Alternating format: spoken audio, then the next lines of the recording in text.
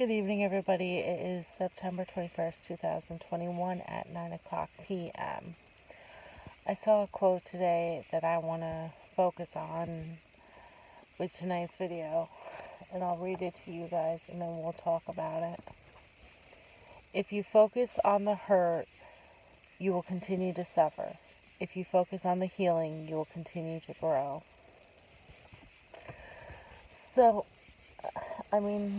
everybody interprets quotes differently, but how I kind of interpret it, you take it as you will, you take it how you guys want it, but this is how I understood it.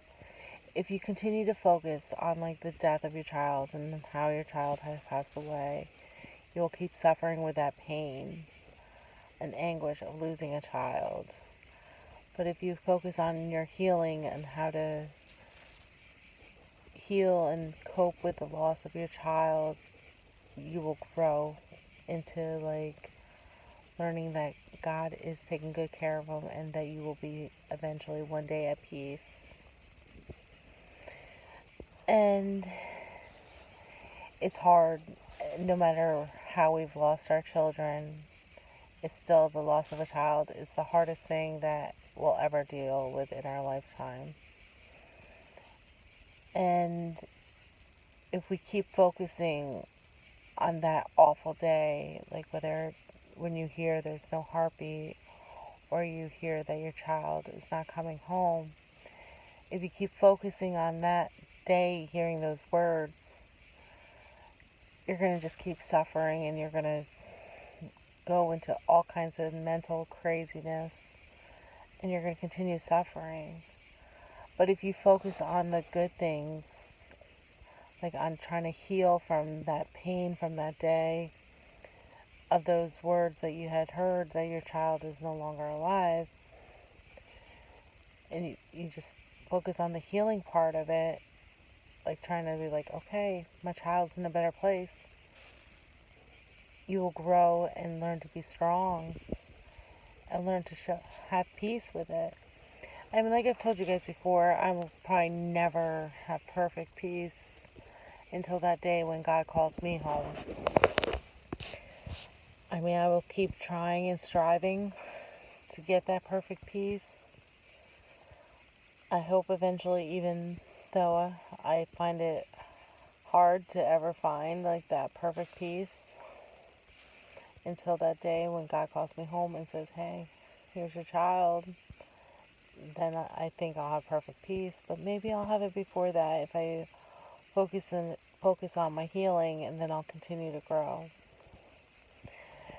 Like I've told you guys before, I'm very new into this journey. I've only lost my child in May. So was that June, July, August, September, almost 5 months into my journey, when many of you have been in on this journey a lot longer than I have. This journey, this road, whatever you want to call it, has many bumps along the way. Sometimes they're a huge pothole you hit and it starts all over again, and then you just suffer, and you don't want to suffer. You want to live your life like your child would want you to. My grandfather had this awesome quote. He used to say, live each day as if it were your last, but live it as if it were to go on forever. And it's so true. Even though our child outlived us, we got to keep living each day as if it were our last day on earth.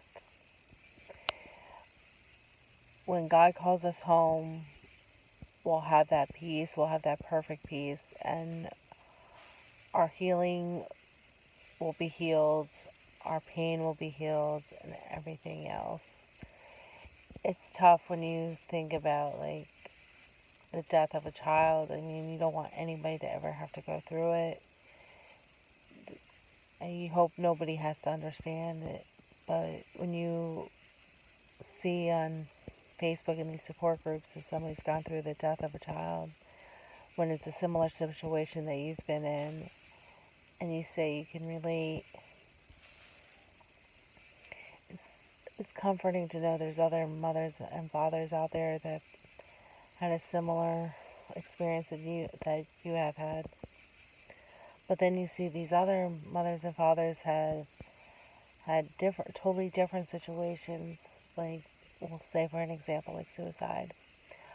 I could never understand a parent of what they went through when they lost a child due to suicide. But I can definitely emphasize with them and tell them, I'm so sorry. We will be praying for you. And it's a struggle no matter how we lose our child. We're one big family of bereaved parents. And the head of that family unit is God, because He was a bereaved parent as well.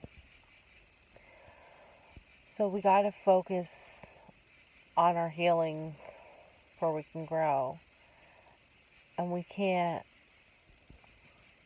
focus on our hurt before we can suffer, because God doesn't want us to suffer. Our children don't want us to suffer. We don't even want ourselves to suffer. We think of all the things we could have done with our children,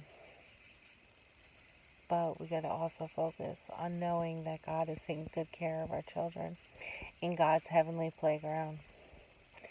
All our children are playing together and holding hands, and they're friends, just like all of us are family and friends in our support groups.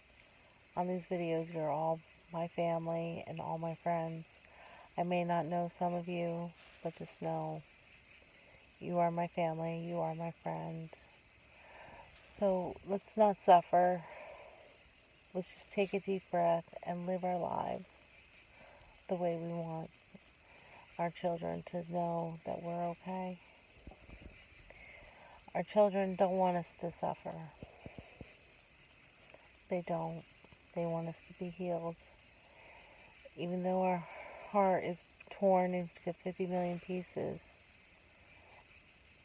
and when we get to heaven, it'll be like one big jigsaw, and our heart will be mended together and healed because we see our children again. Alright guys, I know this was a little ramble of a video, but I wanted to let you guys know, don't focus on the hurt, because I don't want you to suffer. Your children don't want you to suffer.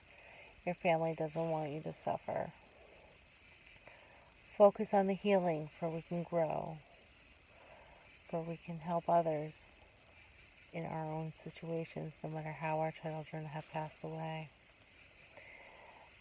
Just hold each other up, build each other up, love each other, and just pray for each other.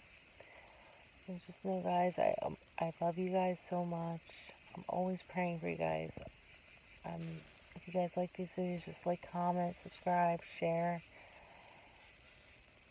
to these videos, where I know I'm helping other mothers and fathers out there.